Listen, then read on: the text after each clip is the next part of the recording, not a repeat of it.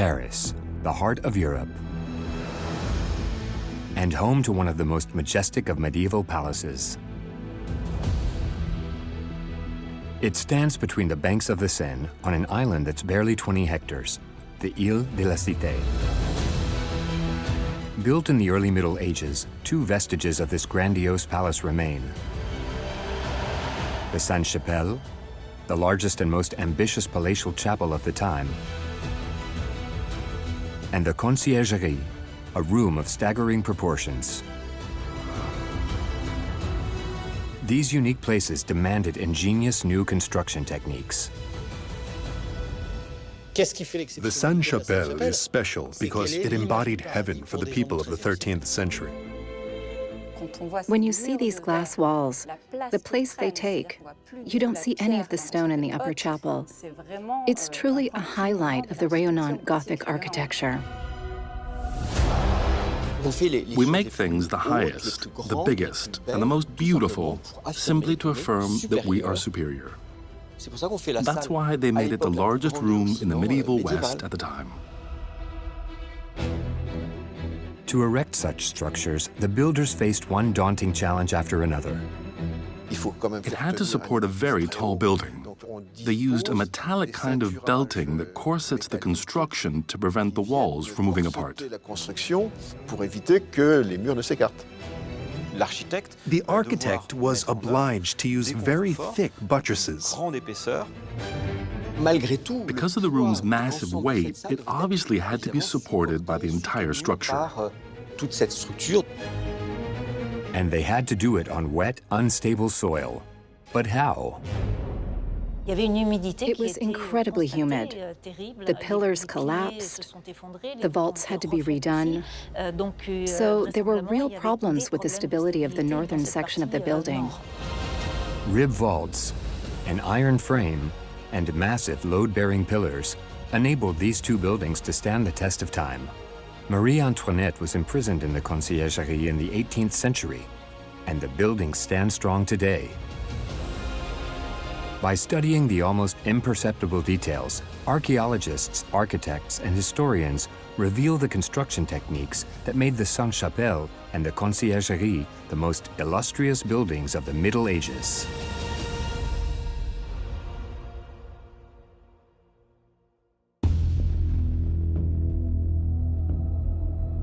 Île de la Cité, in the heart of Paris, in the middle of the Seine. It was here in the 6th century, the start of the Middle Ages, that the kings chose to build their palace. The city was in full development, protected by the river and strategically placed at the crossroads of two major traffic axes. In the 11th century, the Notre Dame Cathedral was being built on the island at one of the era's biggest construction sites, and the Palais de la Cité needed to compete. On the eastern side of the island was the cathedral, which represented the episcopal power. So it was in the king's interest to manifest his power on the opposite side of the Île de la Cité, facing the religious power. It was under the reign of Louis IX that the palace asserted its strength against the religious powers, thanks to an extraordinary event.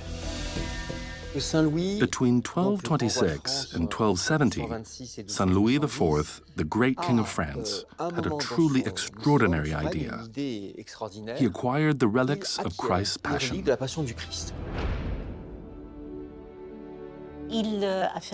He made a political and religious move. In fact, by acquiring the richest, most precious, most extraordinary relics of Christendom. The most precious relic was the crown of thorns of Jesus. The acquisition of the crown of thorns had an eminently political function, since it was meant to make Paris a new Jerusalem. He decided to place these relics in the enclosure of his palace, within a sanctuary that was built explicitly to house them. For the crown of thorns, Louis IX wanted to build a chapel that was unique for the era. He wanted it to be the highest, the brightest, and the most spacious. And above all, he wanted it to have a special shape. He wanted it to look like a box that contains precious relics. A reliquary, Louis IX wanted to really monumentalize the reliquary and place it just outside the city as a stone reliquary. Saint Louis had an architect who built the Sainte-Chapelle invent an entirely new form of architecture. We need to understand that, back then they didn't have the kind of media bombardment that we have today, and so all forms had meanings, and meanings that people understood and could be interpreted. The Sainte-Chapelle would become a stone reliquary. Its construction began around 1242. The chapel had to be as high as the towers of Notre Dame, which tower some 40 meters above the ground. But how to construct such a building in such a small space on the island's wet and unstable soil? At the time, the Île de la Cité was divided into two hills. Between the two, there were marshes, and a thick layer of silt had been deposited over the centuries. In this type of alluvial environment, where the rock isn't flush at ground level, you're forced to dig down several meters so that you can establish solid foundations for the masonry that will eventually rise up above the ground. The water had to be evacuated. That's the first thing. Drainage systems had to be built. They had to build something to prevent the Seine's waters from coming in. But they had already had foundations since the Romans had already built something significant there. Underneath the lower chapel, they would have dug deep foundations. There was another chapel even in its place before the Sainte-Chapelle was there. But we don't know anything about that since it hasn't been excavated. Although the foundations were based on older constructions, it wasn't enough to support such a structure. The builders had to imagine a system that would allow them to construct it more than 40 meters high. But they took advantage of a constraint imposed by the king. Louis IX wanted a two-story chapel. The two levels were an earthly level and a celestial level, so you had the architectural principles being commanded by the theological vision of the times. It isn't a chapel, it's two chapels, one on top of another, and they each have quite different functions. Remember that the Sainte-Chapelle and the entire Palais de la Cité had two levels. A higher level that was reserved for the king and his distinguished guests, and a lower level that was for the commoners, in other words, the staff of the palace, the servants, etc. The two levels were well separated. A level at the bottom for public mass, and an upper level for the king and his family. The builders took the two-level constraint and used it to their advantage. In fact, the builders designed the Sainte-Chapelle as a nested structure, where the lower chapel served as a base for the upper chapel. But how did the builders achieve the duality of making the lower chapel a large and spacious reception area that was also a foundation for the upper chapel?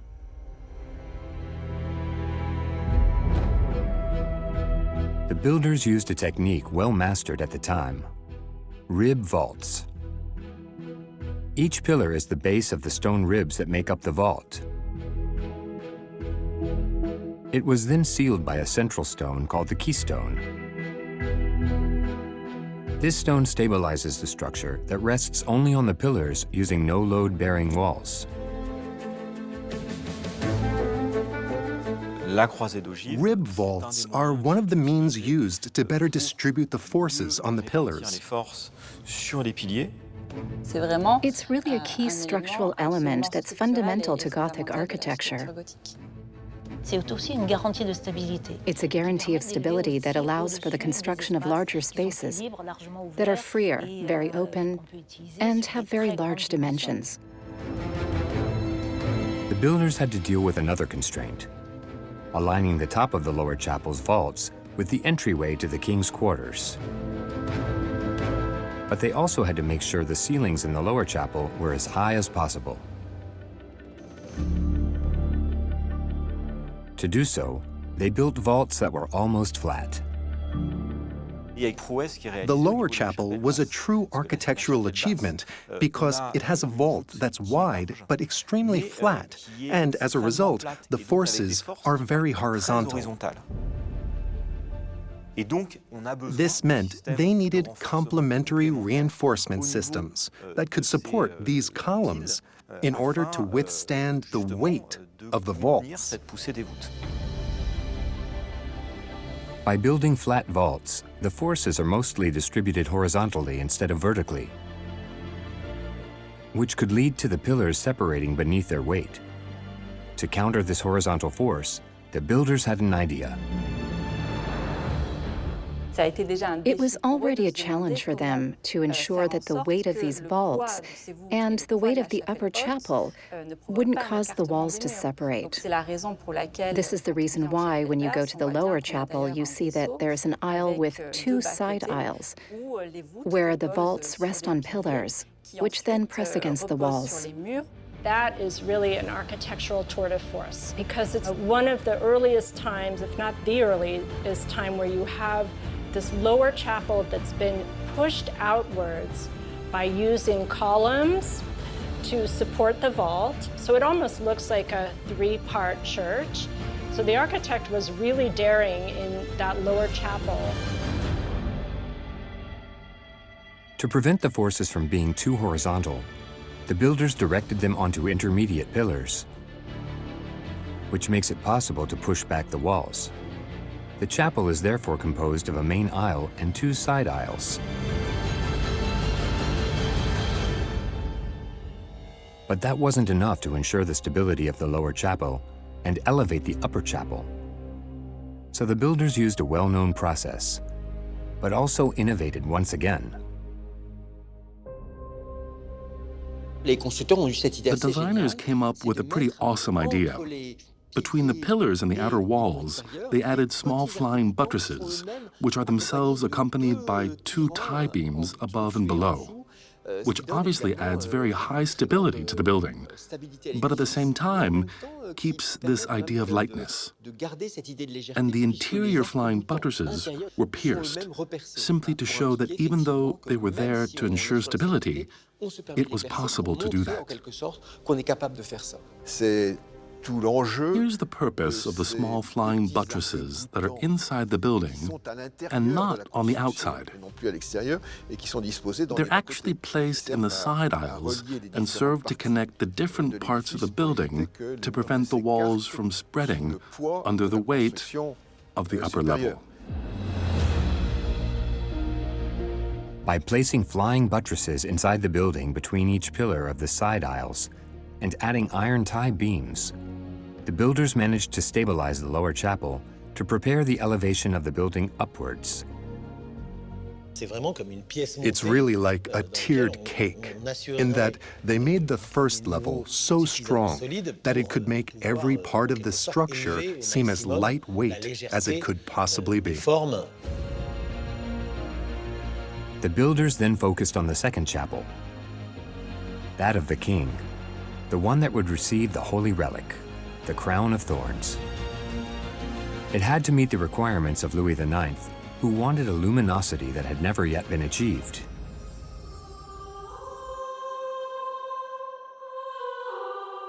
It was necessary to give a majestic scale to this royal chapel, and the primordial visual effect was this sort of transparency. Even though the building was still 42 meters high, it was really very exceptional. But how to build such a high vault with a level of luminosity unprecedented in medieval history? The builders had to do the opposite of what was commonly done in Gothic art. Normally in this period of Gothic architecture, with the building that's 29.5 meters tall, you would expect it to have some kind of flying buttress. In the Gothic period, cathedral walls were supported by flying buttresses on the exterior to prevent them from spreading apart. But the king wanted a reliquary shape featuring a single aisle, so there couldn't be flying buttresses outside to hold the walls together. You can't have flying buttresses on either side of a single nave building. They had to find a way to strengthen this single aisle that towered dozens of meters above ground. Therefore, the architect had to implement the use of very thick buttresses. Very large buttresses that overcompensate even for the size of the chapel and the height of the chapel. They're the same size as those, or very close to those at Notre Dame. To build this unique structure, the builders placed 8 buttresses on either side of the Sainte-Chapelle, measuring almost 30 meters high. 6 other strong, extremely thick buttresses were placed in the chancel and were part of the walls of the Sainte-Chapelle. The buttresses are very strong. They're very high, and they're essential to the structure of the building. They aren't visible in the upper chapel because they're cleverly concealed by a network of fine columns. These little colonnettes and shafts hide the thickness and the architectonic quality of the buttress and make it very decorative instead. So one doesn't get a sense of the structure of the building from the inside. It's a truly technical feat that uses elements of known architecture, but in a brand new way. And that is what allowed the majestic elevations we can see in the Sainte-Chapelle to exist. This architectural feat made it possible to hollow out the walls and add the glass windows that illuminated the Sainte-Chapelle like no other building at the time. The upper chapel rises to the sky and opens up to the sky, like a chamber of heaven. To accentuate this impression of grandeur and height, the builders placed the buttresses judiciously. They actually get closer and closer to one another as one gets closer to the chancel in the center. The creation of such a high vanishing point increases perspective and gives the visitor the impression of being pulled towards the sky by the light.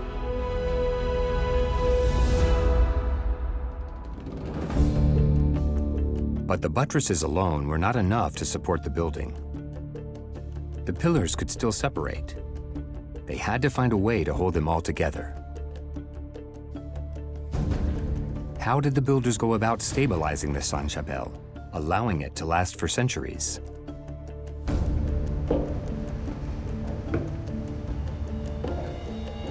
Maxime Leretier and his team found the answer in the attic of the chapel.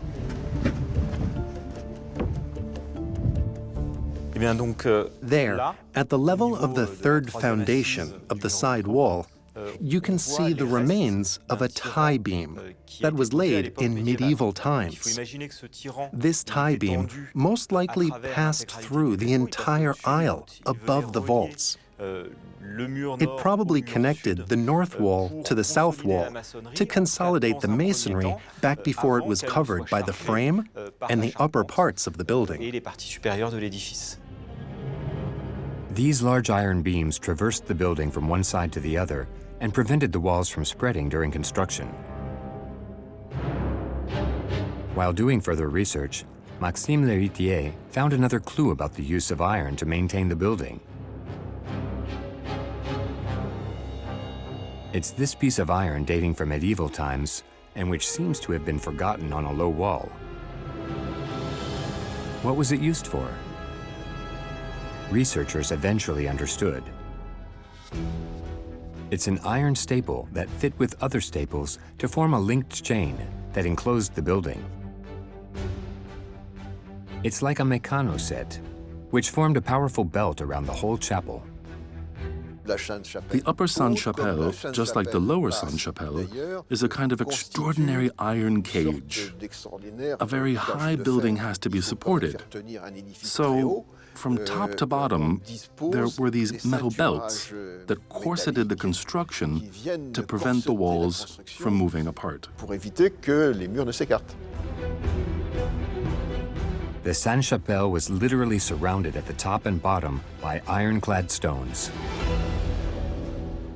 But the builders still had doubts. I do think that they were concerned with having structural issues to hold that glass in.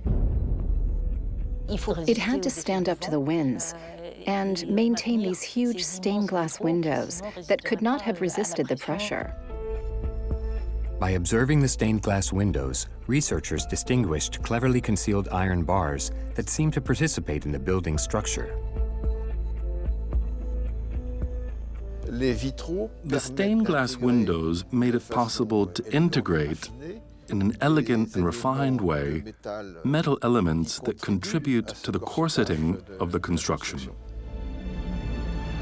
The stained glass windows are gridded by iron bars placed horizontally and vertically. In total, 2 metal chains and a complete grid within the stained glass windows enclose the building and affix the 14-strong buttresses. It's actually a very bold structure in that it features iron that's been added to the glass and to the stone to strengthen the entire structure of the building. This is a very comprehensive kind of cage that reinforces the stone vaulting that we see in the Sainte-Chapelle. And that iron grid is one of the most prolific early uses of iron to support a building like that we know of. The windows contain 1,113 pieces of glass. Each design was carefully chosen to enforce the power of the king, because the Sainte-Chapelle was, above all, a building that echoed his authority. It's like a comic strip that includes the story of Louis IX. You see the transfer of the crown of thorns. I think that's the end of the stained glass windows of the Sainte-Chapelle. He put himself in the scene as a successor of Christ and the kings of the Old Testament. He knew exactly what he was doing. It's a political story told through the Sainte-Chapelle windows. All the architecture of the Sainte-Chapelle was designed to impose the power of Louis IX. It was an unescapable building in the Parisian landscape of the Middle Ages. But there was still something missing to ensure it dominated all other buildings, especially the nearby Notre Dame Cathedral, which was under construction. Louis IX wanted a spire.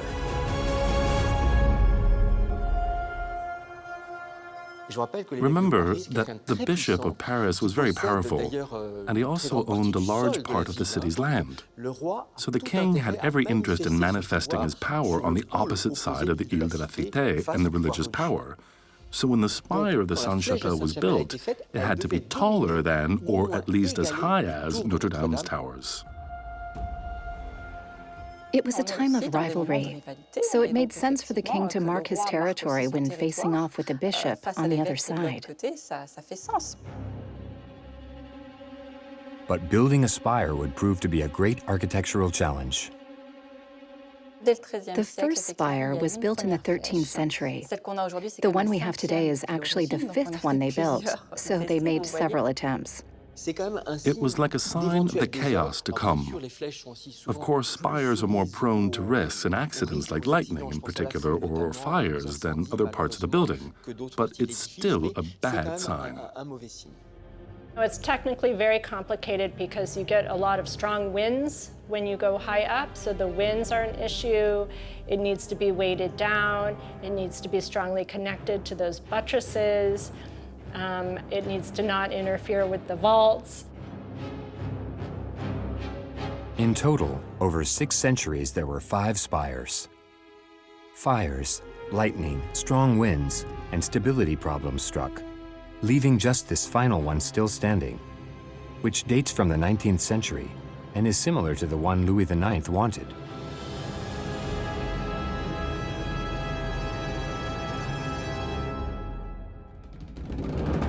Before construction ended, another building would be added to the Sainte-Chapelle, an element that contributes to its fame.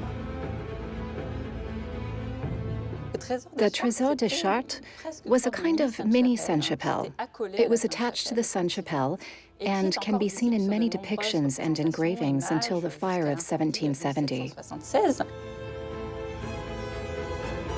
Destroyed in the 18th century, It was accessible from the lower chapel. There is still the door that allowed access to it.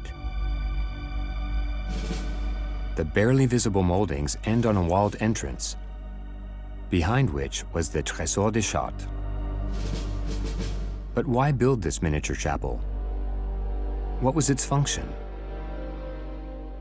We believe it was built at the same time as the Sainte-Chapelle, but when in the process was it decided? Because it's in a very strange place, the Trésor des Chartes. When you came into the Palais de la Cité, it's the first thing you would have seen, not the Sainte-Chapelle first, because it was covering. So I think there is some, unplanned things from the beginning, while the main chapel itself they were focusing on. Decided on at the last minute, this miniature Sainte-Chapelle had real importance for the king. The building contained jewels and relics in abundance from dozens of saints, including the nursing Madonna, the Holy Sepulchre, almost the whole panoply of saints.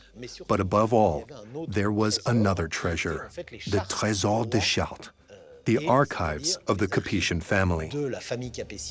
Wills, marriage contracts, title deeds to fiefs, and also everything related to secret procedures and treaties with foreign kings.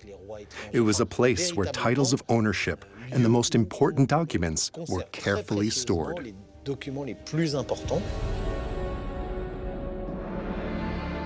In less than 7 years, record time, the Sainte-Chapelle sprung out of the ground. It shone throughout Europe. People hurried to see and admire it.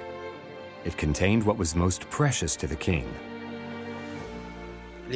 People who went to these places in the Middle Ages did so as if they were visiting the end of the ages. They didn't see what we see. We can't fully understand. They believed in the end of time and were told that it represented paradise. We know that the English king was a bit jealous of it when he saw it. And there were songs that were written about how the English king coveted the Sainte-Chapelle and wanted to take it home with him. So that's kind of fun. So that shows that it was sort of a special building at the time.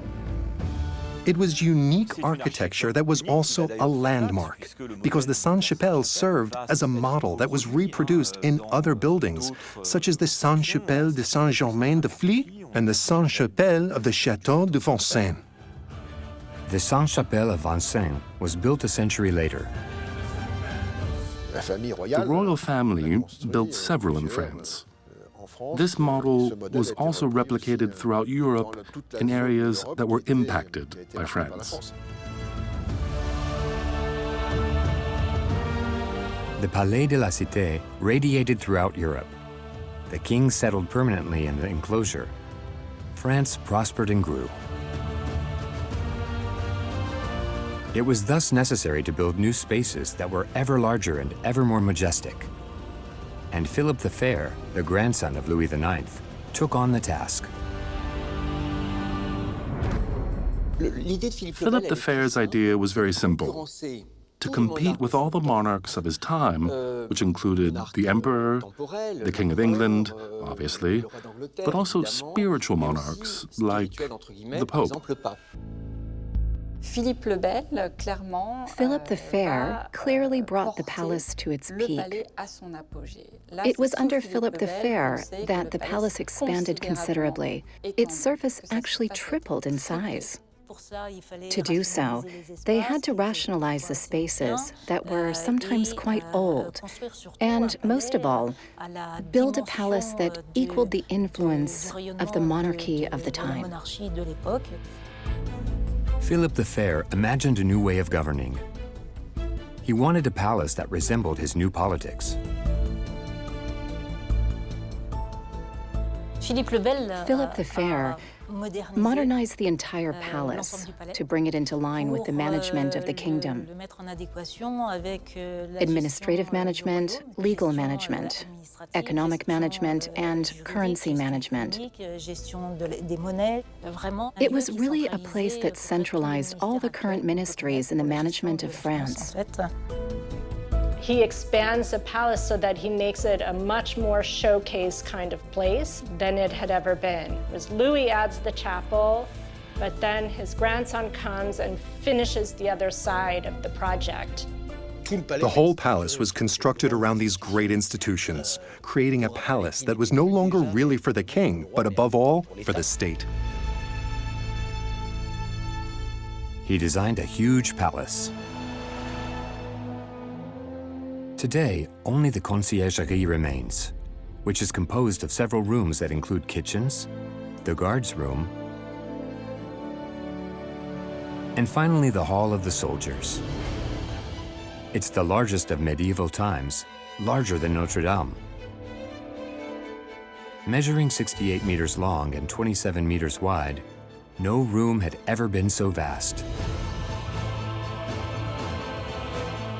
These are, in fact, the remains of an extremely prestigious palace that dates from the Middle Ages. When you see these dimensions for the first time and remember the fact that this room has remained the largest room of civil architecture in Europe, it's still really very, very impressive. But its construction was complex and fraught with pitfalls. Architect Enguerrand de Marigny worked on this new palace to triple its surface.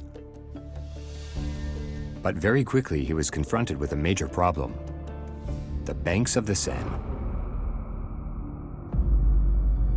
To enlarge the palace for the Conciergerie, the builders had no choice but to approach the river. There were moisture problems due to the Seine being to the north. They were really at the maximum of how close they could get to the north shore of the island. They were much closer to the Seine, so the land was much marshier. It must have been even more marshy than today, since the riverbanks were different. They were gently sloped. These are wetlands, alluvial environments. That meant that the buildings couldn't rest directly on the rocks. So the builders had to pay particular attention to the stability of the buildings that they were planning to build on that location. Solid and effective foundations had to be designed. One of the hypotheses is that the builders used a technique used in Roman times.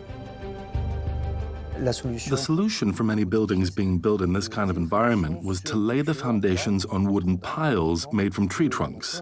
They are typically hammered into the ground as deep as possible, and then they're leveled to a uniform height. The building's foundations are then laid on these pilings. A huge stone, raised with a pulley system, was used to drive the wooden piles in one by one. It was hard work that left no room for error. It required very precise implementation. Each time there was a group of stakes, and they had to drive a group of 4 to 6 stakes into the ground per column. The foundations of the Conciergerie also relied on the island's older buildings. The Ile de la Cité was always occupied. In Neolithic times, the Roman era, and eventually in the Middle Ages. Over thousands of years, man built ever larger buildings here. Perhaps this history of recuperating previously built elements played a role in the foundations. There was already a stone in place, so that was done, and it helped solidify the building's walls. In addition to the wooden piles to lay the foundations on, the builders followed part of the existing walls, encompassing old ramparts and buildings to ensure the stability of the structure. But another challenge faced the construction of the Conciergerie: the risk of flooding. We know the Ile de la Cité flooded dozens of times and during every ancient regime. We have dates, and the dates of catastrophic floods are well known. This island has obviously been inundated with water quite often because the flow of the Seine, like all rivers, varies. There were 2 or 3 great floods per century that caused absolutely monstrous devastation, sweeping away bridges, submerging houses.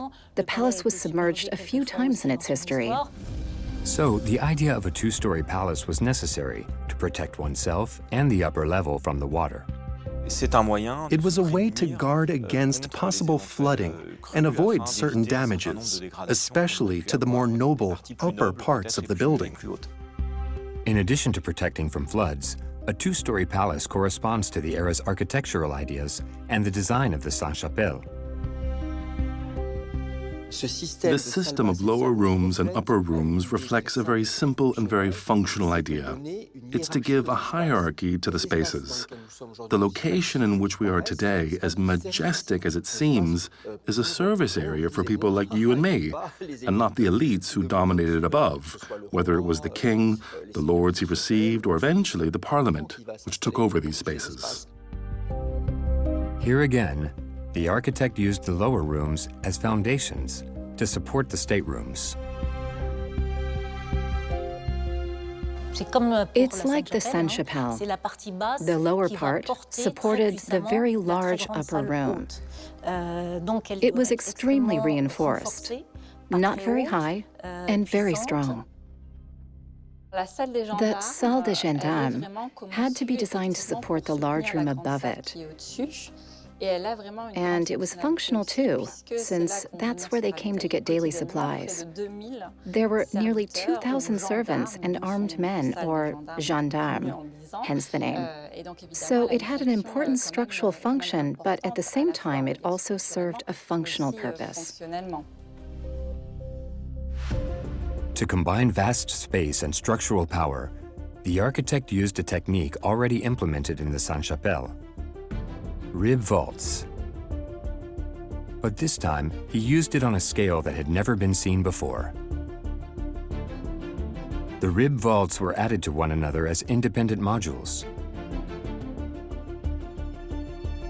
For each new module, the builders added a flange between the pillars and a flange for the rib vault. The room was built this way from east to west, with the modules added to one another over 67 meters. In all, 36 pillars were laid.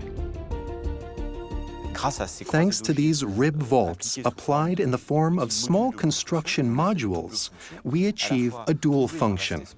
It creates a vast space, and it absorbs the force and weight of the upper structure. That offers significant stability for the foundations, especially when built on wetlands, like the Île de la Cité. These rib vaults act like chains that retain the many different load-bearing elements of the structure. They also create a frame, a horizontal frame, upon which the builders could build more. The builders thus covered an area of 1,900 square meters, more than 3 times the surface of Notre Dame.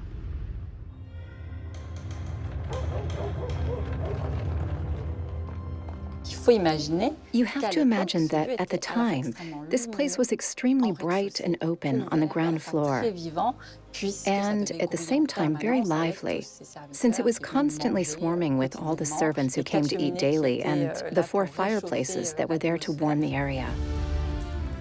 It wasn't a quiet place. It was incredibly noisy. Remember that the palace was always open to the public, the inhabitants, the citizens. Hundreds of people went in and out every day. It's a palace in the middle of the city, and it has always been. Everything was planned to welcome the citizens. More than 2,000 people had lunch at the palace: janitors, policemen, stewards. The kitchens designed by the builders were huge, and one on the palace's lower level is still in existence today. The kitchens, as we can see them today, are rooms that are 4-sided spaces, which feature huge fireplaces in the corners, which is really quite original. We believe that there must have also been kitchens in the upper part of the palace as well. The kitchen is one of the largest ever made. To stabilize it, Flying buttresses were placed in the room's four corners and iron tie beams inserted in the stone. Today, the entire first level of the palace is preserved in testament to its grandeur. What marks us is the size. It has really impressive dimensions, it's enormous, and it features this very regular and systematic effect of the rib vaults, which are indicative of a solid architecture. But looking at the details, we realize that not everything is symmetric and perfect. This detail is found at the top of the pillars. There are differences in the shape of the supports, in the degree of refinement of the finish of the capitals. Initially, in the space we're in, for example, you can see the capitals are beautifully carved with plant motifs, of course. But at the end of the room, towards the east, you can see smooth capitals, which seems due not to restoration, as you could imagine, but simply wanting to move faster and save time in that section. For the builders were pressed for time. They had to tackle the upper room because that is what would impose the power of the king. It was to be called the Grande Salle and would radiate throughout Europe.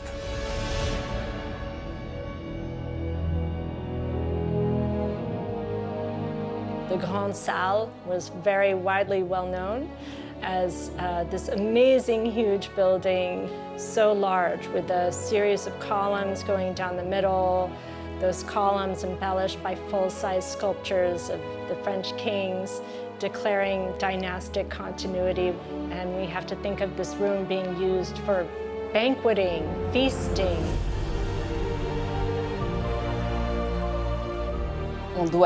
It must be 68 meters long. It's huge, even bigger than the Palace of Westminster at the time. And so clearly with this room, the king marked his preeminence.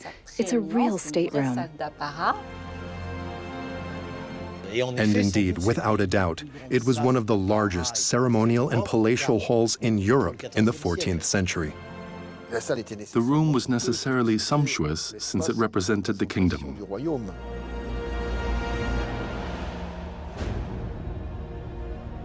Composed of a double nave, the frame was made of wood to lighten the structure. Only one row of central pillars supports the building. Huge transverse beams hold the vaults to prevent them from spreading. But how did the builders ensure the stability of the room? By what means did they support the weight of the King's Hall? Just below, in the Salle des Gendarmes, the pillars don't all have the same sections. The central pillars are thicker than those of the side aisles. So the Salle des Gendarmes, it has these amazing piers in the middle of it, which are really the main supports for the piers above that were holding those, the central row of columns in the Grande Salle. So that can explain those very heavily reinforced piers in the middle of that lower Salle des Gendarmes. They're reinforced because they supported the column line of the upper room. So it's a question of vertical supports.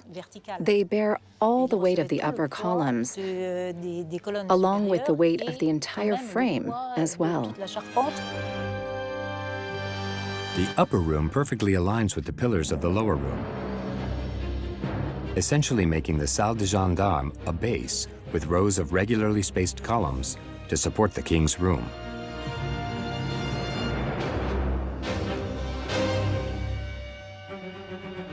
But despite massive pillars and powerful rib vaults, the structure of the building was not as stable as the builders hoped. And over the centuries, there were several problems that weakened the structure. There was a collapse in that area. The vaults collapsed, so presumably there were stability issues. The humidity and the unstable ground weakened the building. And very quickly, a solution had to be found to prevent the whole room from collapsing. We know that there were stability problems from the middle of the 15th century because the entire architectural structure was doubled at that time. The ribs, the so-called rib vaults, were doubled to support the upper room. So we believe there must have been a stability problem apparent at the time. In the Salle des Gendarmes, each rib of the rib vault is doubled by an additional rib, which is much thicker.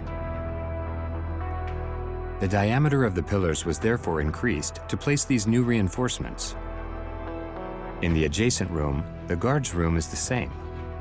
All the ribs were doubled. The builders may have overestimated the strength of the vaults they had placed, which over the centuries had to be strengthened. Despite all these precautions, disaster struck the Conciergerie. A powerful and uncontrollable fire broke out in 1618. The King's Hall was totally destroyed. The builders decided to reconstruct it a few years later, but the architect made a mistake. He didn't place the pillars at the exact height of those in the lower room, so it caused a partial collapse of the vaults. And so in the 19th century, he tried to correct it by reinforcing the pillars of the central spans to strengthen the structure. The entire stone structure was reinforced to ensure the stability of the building.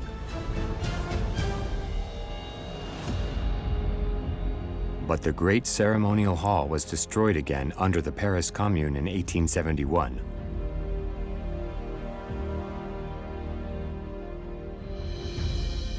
Today, the public area of the Palais de Justice is located above the Salle des Gendarmes. It retains the idea of the double nave with central pillars. But during its reconstruction, the architects added a staircase, making it necessary to reinforce the Salle des Gendarmes to support its weight. When the courthouse built a large staircase upstairs, it was also necessary to support the vaults of the Conciergerie. So we have a series of pillars that are not at all like the others and that were clearly added much later. 4 large pillars in the middle of the rib vaults betray this problem of stability.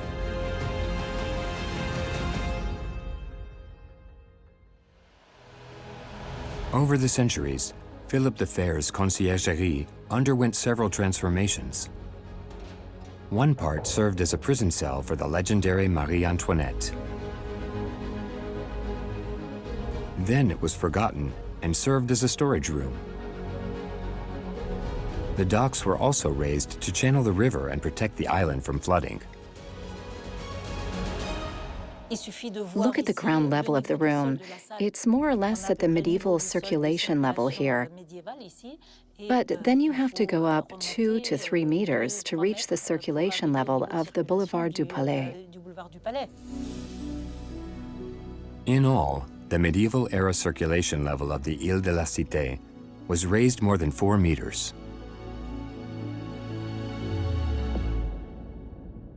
Despite all of these modifications, the Salle des Gendarmes remains a precious testimony of the glorious era of the Capetian kings and the mid-medieval period. We must still realize that we're talking about buildings that have exceptional longevity anyway, because these are structures that were built at the very beginning of the 14th century. Imagine, it's the 21st century and they're still here. But in addition, there are all the constructions above that were built to meet the changing needs of the courthouse, and there were fires and floods that have taken place. What's fascinating when I take students today is I say, actually, the structure is still there. It's a kind of, we say, palimpsest of what always used to be there. You still have the Conciergerie, which was the support for the Grand Salle. That's really amazing. And then the Sainte-Chapelle, fortunately, is still there. Along with the Sainte-Chapelle, these 2 buildings remain the last vestiges of the Palais de la Cité and testify to the know-how of the builders of the time. They convey the emotions the builders wanted to arouse in visitors, both in the past and in the present. The effect that this type of monument still has on visitors, even today, should make us reflect on the potential emotional and cultural shock that the Sainte-Chapelle could have evoked in people who visited this monument back in the 13th century. More than 9 centuries later, the Palais de la Cité continues to shine over the Ile de la Cité, and the Sainte-Chapelle still stands in front of the Notre Dame Cathedral. Thanks to 2 kings, Philip the Fair and Louis IX, who by their ambition marked the history of France, these 2 buildings of exceptional grandeur have stood the test of time to testify to the magnificence of the Palais de la Cité.